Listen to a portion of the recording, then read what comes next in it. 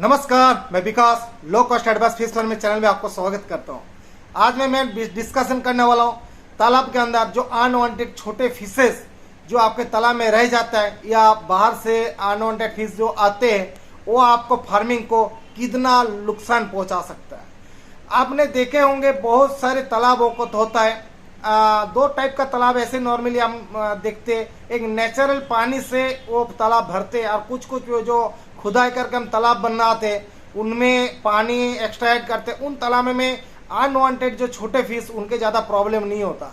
लेकिन हमारे इंडिया में सबसे ज़्यादा तालाब आपको नेचुरली बना हुआ तालाब ही है और सबसे गरीब आदमी फिश फार्मिंग को स्टार्टिंग किए हैं और वही कर रहे हैं अभी भी।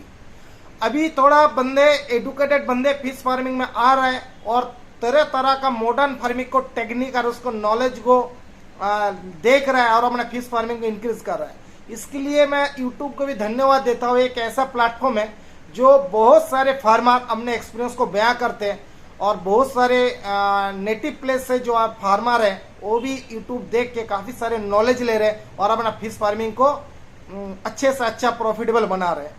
तो अभी बात करते हैं छोटे फिश आपको तालाब के अंदर कैसे करके प्रॉब्लम करते हैं और क्या क्या होता है। इससे पहले बात करने से पहले मैं आप सबसे रिक्वेस्ट करना चाहता हूँ जो मेरे चैनल को आज पहली बार देख रहे हो या जो देख भी रहे हो लेकिन सब्सक्राइब नहीं किया, पक्का से सब्सक्राइब कर दीजिए और और शेयर करना सर। अगर मेरे कंटेंट आप लोगों को अच्छा लग रहा है, आपको लग रहा है मेरे कंटेंट आप लोगों को फायदा पहुंचाएगा तो पक्का लाइक करना सर। लाइक करने से मुझे भी लगता है हाँ मैं आप लोगों से नए नए कंटेंट अच्छा चीज़ जो छोटी छोटी बात आपको फिश फार्मिंग में बहुत ज़्यादा हेल्प करता है वो कोई बताता नहीं है, उसी चीज़ को आप लोगों के सामने लेके आऊँ। छोटी छोटी चीज़ आप लोगों को मतलब बहुत ज़्यादा अच्छा प्रॉफिट में लेकर सकते हैं क्योंकि छोटी छोटी बहुत सारी बातें होते हैं जो आपको फिश फार्मिंग के दौरान आपको आना ही आना है तो इनको हम नज़रअंदाज कर देते हैं तो हमारा प्रॉफिट मार्जिन कम हो जाता है। तो इसीलिए मैं आप लोगों से रिक्वेस्ट कर रहा हूँ अगर लग रहा है आपको मेरी बात में कोई दम है या मैं सही बोल रहा हूँ तो पक्का इसका कमेंट करना सर और लाइक करना शेयर करना मत भूलिए। चलिए अभी बात करते हैं छोटे फिश के ऊपर जो हमारा नेचुरली फिश ग्रो कर मतलब आ जाता है अनवांटेड फिश। बहुत टाइप का नाम है, अलग अलग जगह पे नाम है, इसलिए मैं नाम नहीं ले रहा हूँ।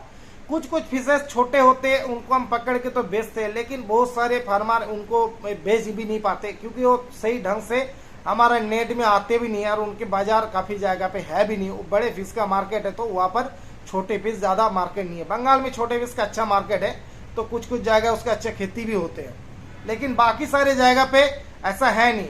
तो अनवांटेड फिश आपको तालाब के अंदर पहले बात करता हूँ ये फिश जो अभी देखना जो नॉर्मली मैंने पहले बताया था जो फिश मतलब जिसने तालाब खोद के भी बनाया होगा उनमें भी प्रॉब्लम होता है। कब होता है जब हम मछुआरे से हम नेटिंग करवाते हैं तो नेट के अंदर उनके अंडे वगैरह आ जाता है जो दूसरे तालाब में हम जब वो नेटिंग करते हैं तो फिर वो बच्चे पैदा करके वो चले जाता है। छोटे फिश का सबसे ज़्यादा प्रॉब्लम है एक तालाब के अंदर मतलब अंडे दे देता है। जैसे आईएमसी वगैरह क्या होता है तालाब के अंदर अंडे नहीं दे पाते तो इसलिए वो ग्रो नहीं कर पाता मतलब उसको जो क्वांटिटी बढ़ता नहीं है। लेकिन छोटे फिश में ऐसा नहीं है, वो बहुत फास्टली बहुत मल्टीपल टाइम वो अंडा दे सकता है और अपने वंश को बहुत तेजी से ग्रो करता है। ये तालाब के अंदर मैक्स बहुत सारे ऑक्सीजन जो हमारा बहुत ही मेन इंपॉर्टेंट हमारा तालाब के अंदर जरूरी है ऑक्सीजन क्योंकि ऑक्सीजन हमारा डिकम्पोजिंग में हेल्प करता है, हमारा मछली को डाइजेशन करने में हेल्प करता है, उसको स्ट्रेस फ्री रखता है, उसको ग्रोथ में बहुत हद तक हेल्प करता है। ऑक्सीजन हर तरीके से हमें जरूरत है। छोटे फिश क्या करेगा, छोटे फिश के ज़्यादा ऑक्सीजन के जरूरत पड़ता है बड़े फिश के तुलना में। अगर मैं मल्टीप्लाई करूं अगर 1 किलो एक फिश जितना ऑक्सीजन की जरूरत पड़ेगा 1 किलो छोटे फिश उससे कई गुना ऑक्सीजन की जरूरत पड़ेगा। तो हमारा एक पहली बात हो गया हमारा तालाब के अंदर फिशेस का जो तालाब के अंदर ऑक्सीजन वो उसको कम करता है। दूसरी बात हमारा तालाब के अंदर अगर बहुत मात्रा में छोटे फिशेस है तो आप वॉच करके देखेंगे आपका मछली का ग्रोथ भी काफ़ी हद तक कम हो जाता है। इसका मेन रीज़न क्या होता है जैसे छोटे छोटे जू प्लैंकटन या फाइटोप्लैंकटन जो नेचुरल फीड हमारा तालाब के अंदर बनता है ये तुरंत उसको अटैक कर देता है क्योंकि छोटे फिश बहुत अच्छा खादक होता है, ये बहुत अच्छा फीडर है मतलब फीड ईटिंग करने वाला मछली होता है।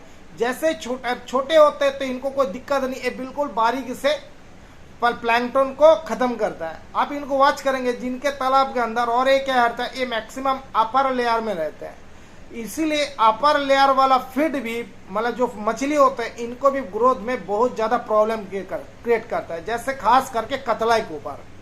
खुद देख लेना, ये बहुत बंदे मेरे से मैं बात मतलब जब मेरे वीडियो खत्म होगा आप लोग देख लेंगे तो पक्का इनको जिसको लगा आपके तालाब में कतला का ग्रोथ नहीं हो रहा है पक्का कमेंट करके बताना, क्योंकि मेन एक और भी कतला का ग्रोथ होने का और भी रीजन है, इनमें से एक रीजन छोटे मछली भी है।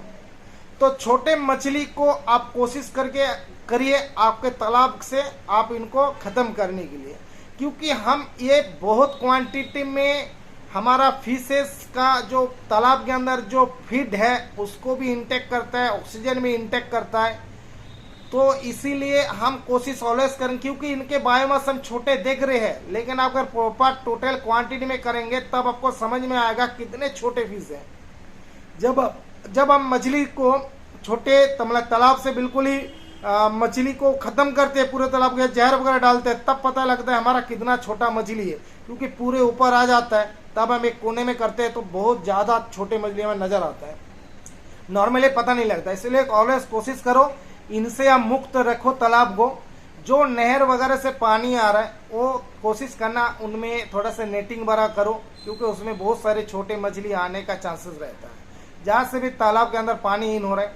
नहीं तो सबसे अच्छा छोटे मछली के लिए आप है क्या करना, जो मच्छरदानी टाइप का जो नेटिंग होता है इनको अगर कंटिन्यू आप नेटिंग में शामिल करोगे तो छोटे फिशेस इसमें आ जाता है, इसके अंडे भी आ जाता है। अरे रगड़ खा के भी अगर थोड़ी देर मछली को रख देते तो बड़ी मछली के टकराव से ये मछली काफी हद तक कम हो जाता है। मतलब जो फार्मर कंटिन्यू नेटिंग रखता है, मतलब हर 15 दिन में या 20 दिन में अगर वो मच्छरदानी वाला नेटिंग कंटिन्यू करवाता है तो इनमें छोटे मछली का जो प्रॉब्लम है काफी हद तक सॉल्व हो जाता है। और एक बायोलॉजिकल कंट्रोल है, बहुत अच्छे तरीके से इनके फिशेस को हम हेल्प करके अच्छा पैसा भी कमा सकता है। इसके लिए हम क्या कर सकते हैं, 2 मछली है जो बायोलॉजिकल कंट्रोल में हम लोग इस्तेमाल करते हैं। एक हो गया कोरल फिश, जिसको कहीं कहीं भेटकी भी नाम से जाना जाता है। इसको भी हम पर डेसिमल 1 या 2 डेसिमल में एक करके छोड़ सकते हैं, जिनके तालाब के अंदर बहुत ज्यादा छोटे मछली है। लेकिन कोरल फिश अगर जो तालाब में छोड़ते हैं उनके लिए हिदायत यही है, तालाब में बड़े मछली रखिए लगभग 100 ग्राम के ऊपर, नहीं तो ये जब बड़ा हो जाएगा 5-6 किलो तब ये बड़े मछली मतलब ये 200-300 ग्राम मछली को भी ये खा सकते हैं अगर उसको छोटा मछली नहीं मिले। तो सबसे बेस्ट है अब चीतल छोड़िए। चीतल बहुत ज्यादा बड़े मछली को अटैक नहीं करते, तो ये क्या करेगा आपको छोटे मछली को अटैक करता है और छोटे मछली इजीली उनको मिल भी जाता है। इससे वो अच्छा बायोमास कन्वर्ट करता है। और चीतल मछली का रेट बहुत ज्यादा बाजार में है, तो आप इससे क्योंकि चीतल मछली बाद में आप पकड़ सकते हो और आसानी से आप बेच भी सकते हो। तो पर डेसिमल या 2 डेसिमल में सिंगल पीस चीतल का छोड़िए। हम क्या करते हैं, बहुत बंदे को मैं ऐसे बताया तो वो सोचते होंगे बहुत ज्यादा चीतल छोड़ दूंगा तो बहुत ज्यादा होगा, उससे और ज्यादा दिक्कत आएगा। इनको अगर प्रॉपर बाद में छोटा पीस नहीं मिलेगा तो आपके बड़े बड़े फिश को भी अटैक करेगी, क्योंकि कोई बड़ा मांसाहारी प्राणी होता है। तो आप ऑलवेज कोशिश करो ये सिर्फ आपके छोटे फिश का आहार इतने मैक्सिमम तक बढ़े तो इतने वो कंट्रोल कर दे, मतलब आपको छोटे पीसेस ज्यादा आपको तालाब में ना रहे। ये ऑलवेज कोशिश करो। अब देखेंगे आपको जो प्रॉफिट मार्जिन था वो धीरे धीरे करके इंक्रीज हो रहा है। इसी टाइप का आपको अगर छोटी छोटी जो बातें, अनमोल बातें फिश फार्मिंग का अगर चाहिए तो छोटा आप कमेंट करके पक्का बताना। सर मुझे जो पता है, जो मैंने प्रैक्टिस में लाया तो मैं पक्का आप लोगों से शेयर करूंगा, और जो एक्चुअल हकीकत है विथ साइंटिफिकली कारण के साथ मैं बताऊंगा, जिससे आप लोग का अच्छा नॉलेज बढ़े और आप अच्छा प्रॉफिटेबल फार्मर बनो। क्योंकि आप नॉलेज के बिना या गुड अच्छा प्रैक्टिस के बिना आप कभी भी अच्छा प्रॉफिटेबल फार्मर नहीं बन सकते। अच्छा बनोगे, प्रॉफिट तो कमाओगे, लेकिन उस मार्जिन के लिए इसको एक एज ए बिजनेस के तौर से देखिए। हर छोटी छोटी बात को ध्यान में रखिए, खुद तालाब को वॉच करिए, मछली को वॉच करिए, आप देखेंगे हर चीज आपको आंखों के सामने धीरे धीरे क्लियर हो जाएगा। हाँ मुझे एक करना है, एक नहीं करना है, तो आपका प्रॉफिट मार्जिन बहुत क्विकली फास्ट ग्रो करिए। चलिए नमस्कार, नेक्स्ट वीडियो के लिए इंतजार करिए। जय हिंद।